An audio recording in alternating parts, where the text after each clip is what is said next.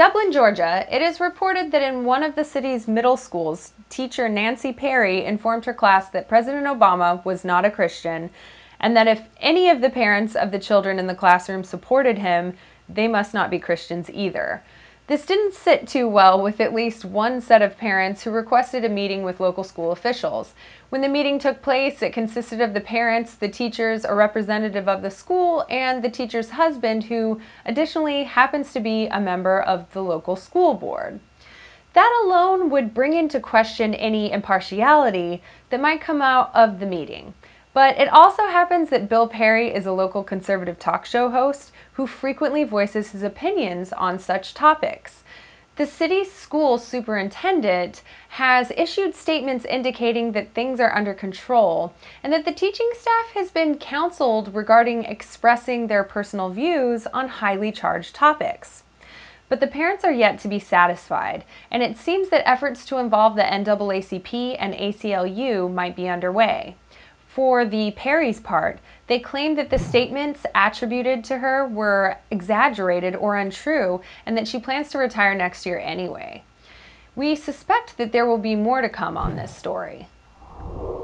Kenya is high on the list of the world's most corrupt governments, and some blame that status for the violence that took place recently when 148 people were killed at the University College of Garissa.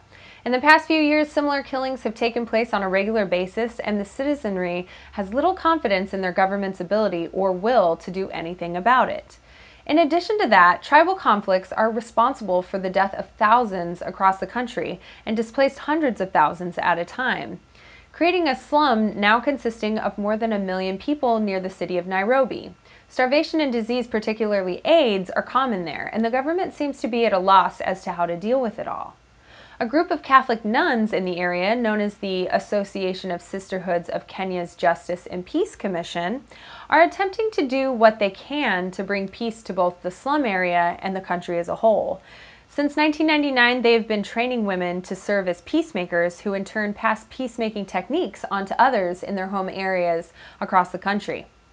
When asked why they focused exclusively on women, they said that women are naturally peacemakers, since they are responsible for raising children. Many such women, of course, have lost their husbands to these very tribal conflicts and turn to one another for support. They often engage in crafts of various kinds to produce goods which can be sold. Another important factor in working primarily with women is the tribal tradition that a boy must seek his mother's blessing before going off to fight.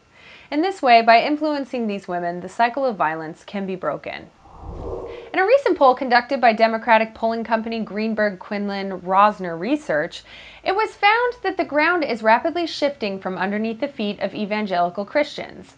1,000 likely 2016 voters had more favorable opinions of gay people than they did of evangelicals.